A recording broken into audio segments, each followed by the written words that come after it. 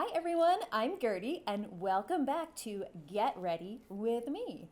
I'm so excited to have the fabulous, gorgeous Miss Susie Dahl. I'm so happy to be here. I'm so thrilled that you're here.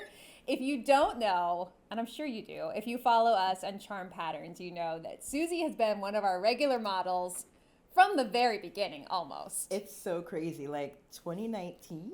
Yeah, it's been a while. It's been a great ride. It's been a while. So yeah, you are, I say this all the time, but you are a permanent member of the Charm Gang and we just love having you. I made it. You're in! So Susie is up in the studio today, so we thought it would be really fun to do a little Get Ready with Me together. So Nati is off camera. Hi. And she's going to feed us some questions, and we're gonna put on makeup. My favorite thing. I should mention that Susie is a professional makeup artist. So Bearing the lead. So this isn't casual. This is serious. I mean, why can't it be both? No, you like to have fun with makeup, so I really do. So I'm so excited to just get into it and just play. Get into it. And we talked about our approach for our looks today and realized that we didn't have one. Correct. So what we decided was, because we just launched the new theme for Patreon this year, which is called the Charm Artist Collective, and it's based on artists, beats, bohemians from the 50s and 60s. So we're going to do a little bit of like a bad gal, like jazz club kind of. Which I'm very excited about because I'm always like a big cupcake every day. So I'm like ready to get into some smokiness, a little vampy. Yes. For me, this basically means I'm going to do my normal makeup, but I'm going to do a smoky eye. Yes, same. I brought a smoky eye. All right, shall we get right into it? Let's do it. All right. So I start with my primer. This is actually from LYS. This is their gripping primer, which is really good. My skin tends to be on the oilier side. So this just helps stick everything properly. So I just take a nice little dollop here. You know what I do, Susie? I go right into slapping foundation on my face. You like that? And there's nothing wrong with that. You know? Sometimes the canvas is primed naturally. Indeed. Just through like the taco grease from our lunch, you know? Oh, those tacos are just divine. I can't even deal. Yeah, we have a taco ritual. Which is one of the really fun parts of fitting days. Being here is fun, but then we get to have tacos or ramen, which is always the come up. Yeah, the choice is tacos or ramen. But yeah, I love having you up in the studio regularly, and we do make a day of it when we have to do a fitting with you. Yes. And I am always here for it. It's always so much fun. So we have Susie come up on the train. So how long is that train ride for you? You're not that far away, but it's a day. It's a day. Yeah, so every time we have you model, we have you come up for a fitting day, and we always have a couple muslins prepared for you to try on. Yes. And the order of events is that we do fitting before lunch. Always. This is key. Very key. Fit before lunch, because once we did it the opposite way, and we realized that you had just eaten All the tacos. all the tacos. All of them. And then it's like, who wants to do a fitting full of tacos? No. So now we make sure we get all the fitting out of the way, then we order lunch. And then just hang. So yeah, this time we thought like, hey, let's have you do the Get Ready with Me while you're here. And I was like, ooh, yes, sign me up, because like you guys, I always watch the updates, whether it be a fitting video or a sewing instructional, and the Get Ready with Me's, and I'm like, that's so much fun. I need to get in on this. How did you two meet? We met, I guess we officially met when you were crowned. Yes. You're in the presence of royalty, everyone. Oh, goodness. So Susie's a pinup model and a pinup competitor, and you were competing in Miss Viva East. It was Viva East, yes. The very first year they had Viva East as a whole, and that was the first year of the pageants. And it's funny because I had a complete meltdown the day of the pageant because I was wearing an outfit that wasn't completely flattering on me, and I it can't did not. believe it. It didn't look the way I'd hoped in preparation for the pageant. So we took pictures with all the competitors in the beginning, and I was like, I didn't feel too pretty and up to the task. You weren't feeling your best. I was not feeling my best. So I went into my room, had a meltdown. And after my meltdown, I actually changed my outfit to what I was planning on wearing that evening after all the festivities were done. So I'm trying to remember, in the middle of my meltdown, did I run into you in the bathroom, or was after I won that I bumped into you? I don't know. I had no idea this was going on. I was just like, oh my God, she's so cool. Like, and I remember being like, I'm Gertie. And you were wearing this fabulous blue patio set, and I was like, Oh. this is so pretty. You look so good. So again, I was in a complete daze, so I don't know if it was before or after I won, mid-meltdown or after, but that was how we hilariously met. But then we have a second part of the story. We do. Yeah, so we met there, and then it must have been like a week or two later. Literally like a week and a half later. I did the very first Charm Patterns photo shoot ever, and it was just me at Shameless. Gertie, yes. It was just me with my little, I'd never done anything. I was like, I think I'm going to hire a photographer. And I found Shameless and like really liked their work and their whole philosophy. And so I went in like as a like private commercial client into the Shameless studio, and they're like, well, we'll hire makeup and hair people for you, because I had no idea what I was doing. And it turned out my makeup artist was Miss Viva East. It was so funny. I was like, hi, like we just It was met. crazy. It was meant to be. serendipitous. Yes. Yeah, it was definitely meant to be. And it was so funny that day. I don't know. I think I got up that morning. I was like, I'm just going to be super casual. I'm just going to like wear some jeans and be chill instead of being Extra. super Little extra. extra. And then I was like, oh, this was not the day to be like casual. Like, oh. I'm like, oh, embarrassing. Oh my goodness. No, you were wonderful. And yeah, I have like fond memories of that shoot, because Yes. it wasn't that long ago, but It wasn't, but it feels. I was such a baby. Like Yes. in this whole world. It really reminds me of like how much Charm has grown, and like It's been cool to watch, like on the sidelines, to see like where you've moved to, and I'm just so happy, and I'm always like, I'm so Aw, proud. thank you. And it's really cool to see like the progression, because again, that first shoot, it was just you. It was very It was just you. You were doing the Rita blouse. Yep, and the L'Amour dress. Yes. Yeah. The original L'Amour. The original L'Amour. Yeah. And it was so cool. I was like, oh, this is so fun. And the crazy thing is now we do photo shoots every single month. And Right. like I have a studio where like Shameless comes here and we do And the that's photos up here. And that's the beauty of it. It's like, yes to this progression, yes to Yes. this growth. And now you're, instead of being the makeup artist, though I still do call you in for a little Yes. eyeliner help. And I never mind. I'm like, yeah, sure. So then I guess it was maybe a year or two, maybe A a year later? year or so later, I was looking to hire additional models, and I talked to Sophie of Shameless saying I have like very specifically what I want in mind, and she's like, well, there is Susan. Sophie, my guardian pinup angel. I was like, oh yeah, she would be great. And so I hired you we did the like updated L'Amour. Yes. And the Liz dress and the Dorothy Bolero. Yes. And we haven't even gotten into the question like what are our favorite shoot memories, but this was like one of my favorite shoot memories with you. It was good. It was just so, like I said, I'm so used to being behind the scenes. So it was fun and scary to be like a focal point. And I know sometimes even now, like I'll start to like get a little nervous. So I'm like, there's too much attention on me. I'm gonna go in the corner. Bye.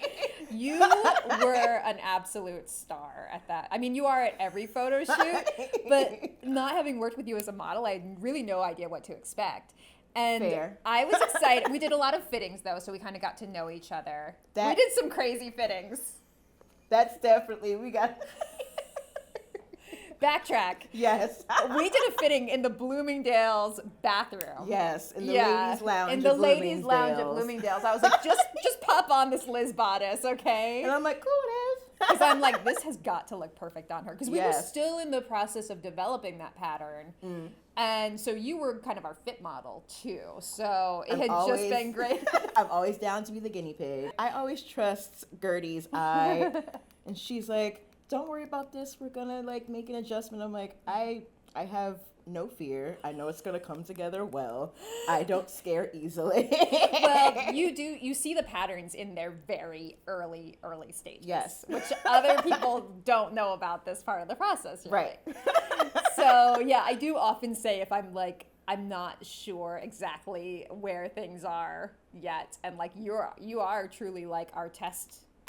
You are like our fit model a lot of times. So I'll give you like all the disclaimers, like, just so you know.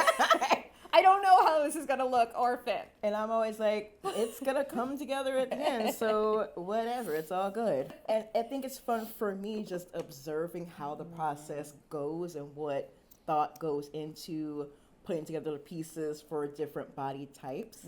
So I appreciate that on just my end as the model, taking it in. It's like, oh, okay, this is why they're making this decision, and oh, this is how this is supposed to lay, and just getting an idea of that was really fun for me, and especially as a beginning sewer. I was gonna say, do you want to tell us about your sewing journey? So, it's been really fun so far. So, backstory, I started learning how to sew back in 2009. I took like a beginner's class, but That's I didn't right. stick with it. I just didn't really have the time I wanted to dedicate to it.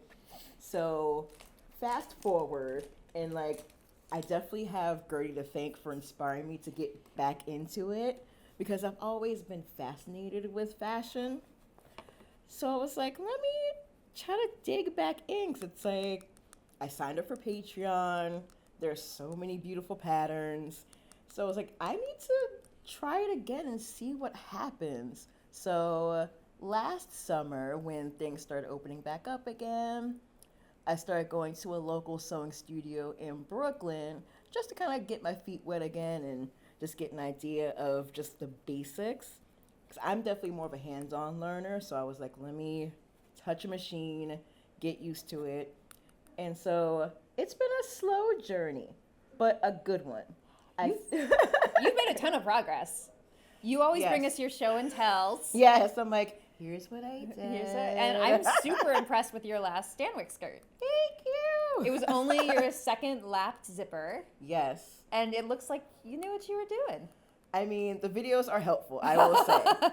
They didn't tell me to say this. Have any tips for makeup at photo shoots? Definitely make sure you have a good primer and a good setting spray to hold everything in. I remember when we were doing the scout dress over the summer. Oh my holy flames of Hades.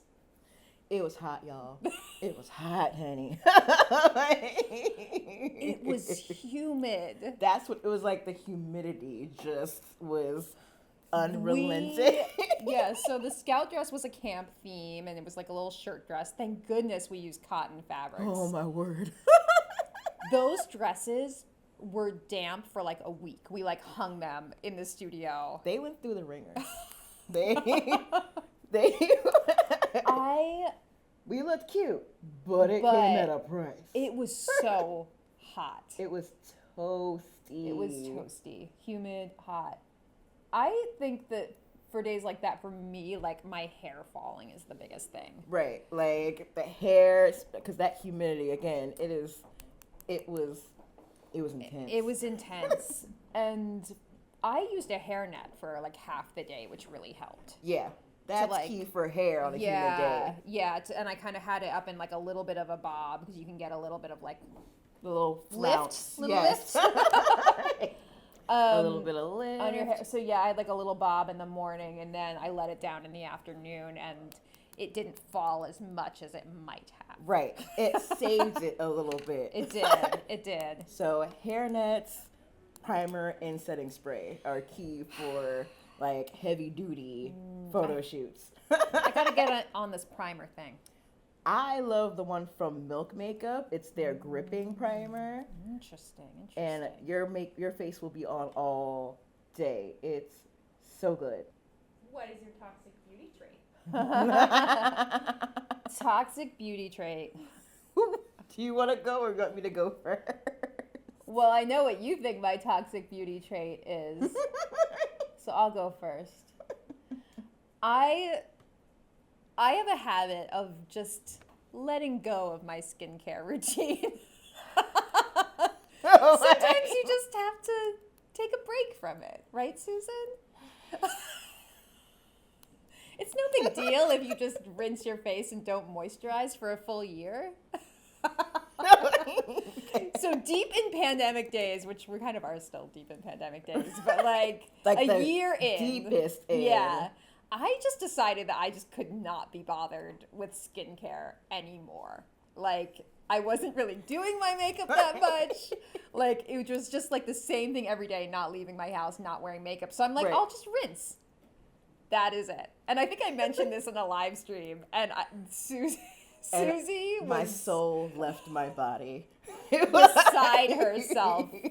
Beside herself. I was like, this cannot stand. I can't allow this. Gertie is my friend. I can't let her go on like that. All right, your turn. What's your toxic beauty trait? So, one is that I love to take as much time as possible on my makeup. Like, it's just kind of ridiculous, especially if I'm not really in a hurry. I'm just like, let me just elongate this. Elongate this I'm moment. definitely a little bit like a drag queen. I was gonna say this is a very Kimora Lee Hall moment. Very, Like, just all the other queens are on stage, on stage. and Miss Susie is backstage. Like, I'm just still like, I'm wait, just doing self-care. just a little self-care. And my other toxic beauty trait is that I like to buy in bulk. So if I find something that I love, I'm at least buying 2 of it. And if I find out it's limited edition, Ooh. I'm buying like 5. I think it's smart though, not toxic. Because let's think Yes. back. Let's think back to like Yes. Dita's limited edition lipstick for MAC. I only bought 2. That's not like, oh, like, And ugh. I mean, it's done. It's done. It's no more. It's no more. It's no more. And that was a nice red. Do you remember that It was red? really pretty. It was really pretty. I mean, that's why I have a drawer of like 50 red lipsticks at home. Same. Maybe that's my other toxic beauty trait. I have way too many lipsticks. The thing that boggles me about myself is I really only like one color. I like a vibrant red, and I like it to have some pink in it, and I like it to be blue tone. Yes. But yet, every red that comes out, It's like, I have to ooh. have it. It's the natural curiosity. You gotta see like what's out there, like what the options are. So I am with you 100% on that. And like once every maybe 5 years, I'll be like, maybe I'll try a softer lip. And I'll buy like NARS Dolce Vita or something like that. Like Right. that like That beigey pink.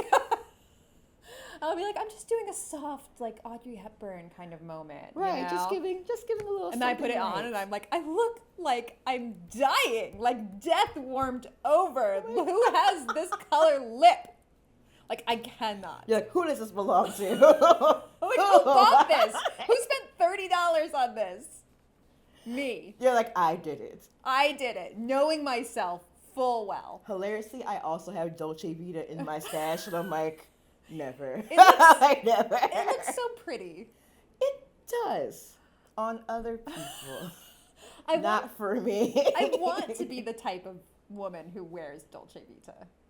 in a way, but I'm not. Right. You know, like every now and then, just a natural Just look a little today. neutral. Just a little rosy pink. Right, I'm always like, oh, I'll do like a brownie lip today. Like, I'll go with something like a little more neutral. And then I'm like, this is too much. This is no. This is not it. I'm like, I need pink or red or nothing. Nothing. Yeah, I don't understand a nude lip, or oh god, the worst, a nude frosted lip. Whew. Whew. That's That a lot. was- That's a lot. Wow, a moment of silence for that beige frosted lip. Were you both always into vintage style? What was your style evolution like?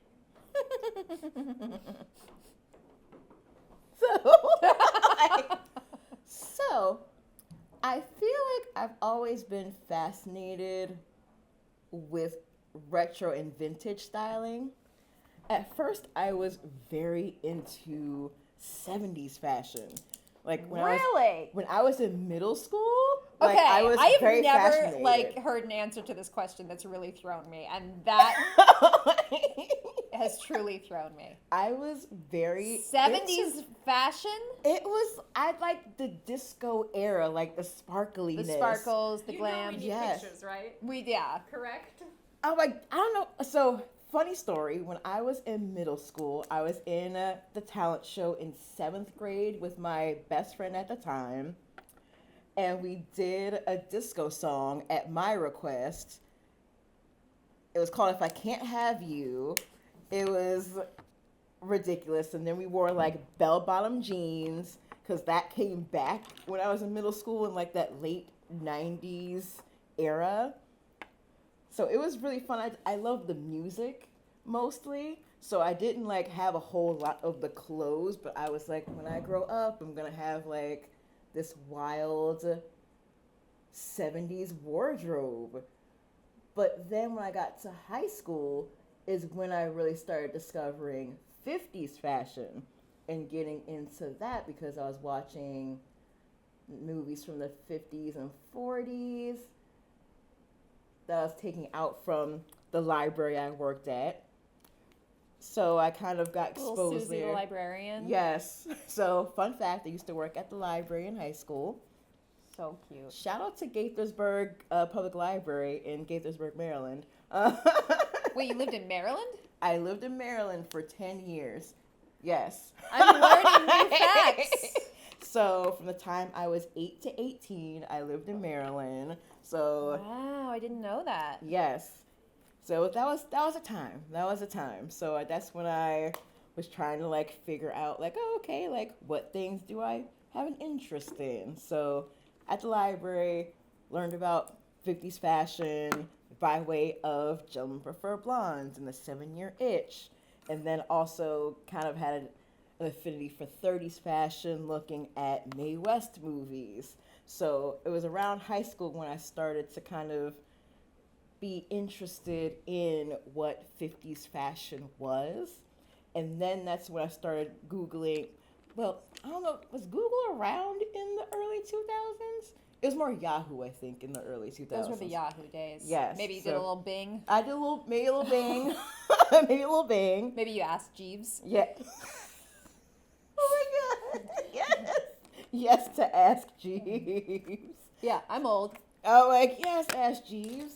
Yeah. So, doing a little bit of that, and that's how I started discovering that modern pinup was a thing at the time. And I was like, what is this? This seems really cool. The last question I have on here just says, annoying Susie with our Elvis love. I support this completely. Yeah, so every time Susie comes to the Charm Studio, there is some discussion of Elvis, right? Yes, and it's so much fun. I just like enjoying the passion that is shared for Elvis. And it just makes me so happy. I'm like, yes, like, I'm like, tell me more.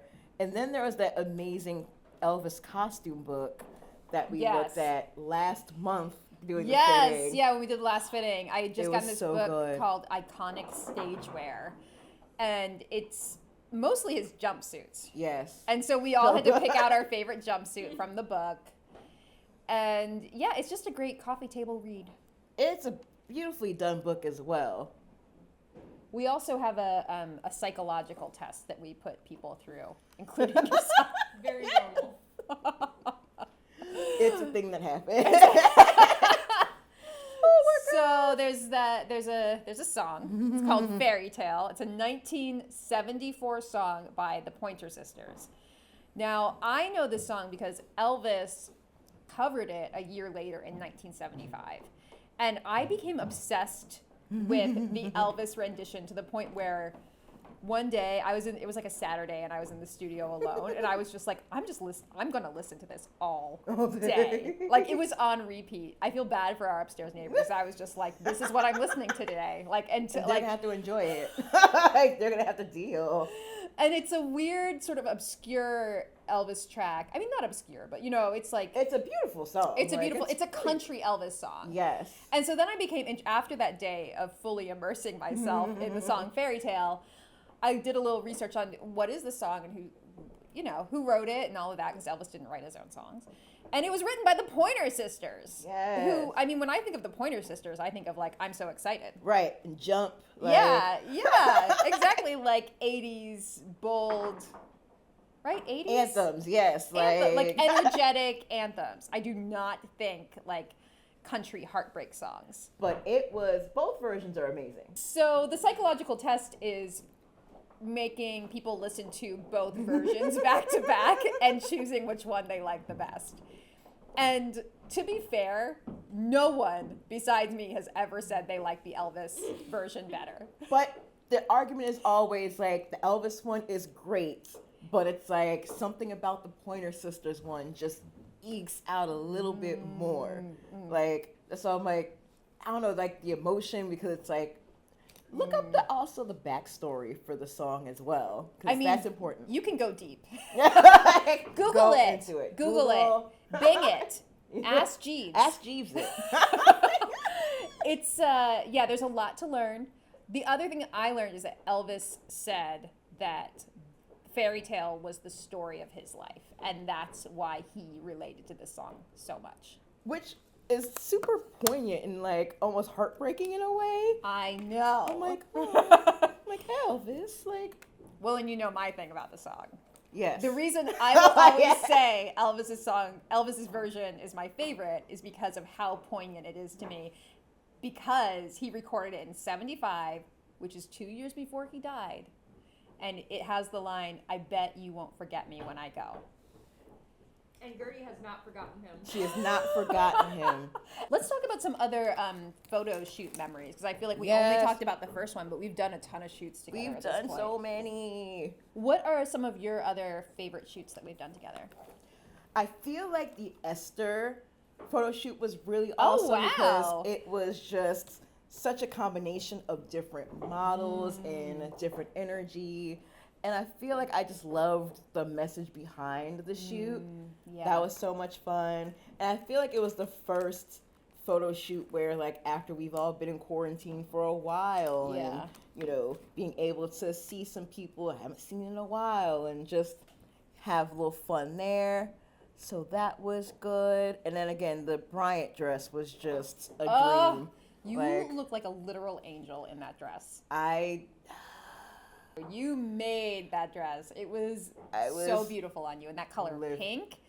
I feel like you don't wear that exact shade of pink very much. Not a lot. And I'm like, wait, this is so good. Like, why don't I wear more pale? Why don't I wear this dress every day? Literally, I was like, I will go to the grocery store in this. Do not tempt me. Do not tempt me. And then at the end of the shoot for the Joan Wiggle dress, when we were all dancing and just letting completely loose, that was 100% real. It got completely just off the rails. Off the chain. So for the first time ever, we had to do dancing in photos. Yes. And it just, our photographer, Angela, I remember at one point saying, have fun, but just rein it in a little. it's like, so don't forget, still for photos. So It was the end of the day, so it got wild. It got really wild, and it was got so much fun. wild. And we were just cracking up. It was so much fun. I personally always look back fondly on the Halloween shoot that we did, the two of us. That was Yes. a great one too. That was a that good was one. so much fun. We did that in a very old cemetery. Yes. It was actively haunted. And the ground was like uneven in spots. And like kudos to you for being willing to do that. Like I don't really have a thing about cemeteries. I was just like, we're just walking. It's grass, you know? Like Yes. I just can't. If I really think about it too much, then I think I would just like Right. need a moment. I'm just like, it's just grass, and it's like so beautiful. You know what I mean? Like It the was very history. pretty. It was very pretty, but I'm a big baby and I don't like scary stuff. Were you scared that day? I wasn't scared. I was just like, people are here. People are here. But that's okay. I said my apologies. I'm like, I'm sorry.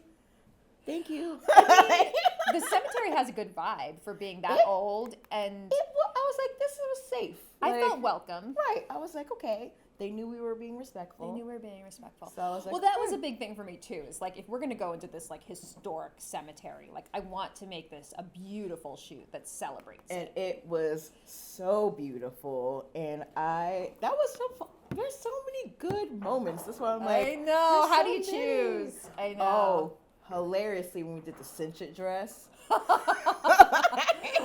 Oh my gosh. the Well, downpour. yeah, we got caught in a serious downpour with our full hair and makeup, and wearing these little cotton dresses that got like completely soaked through. It was intense.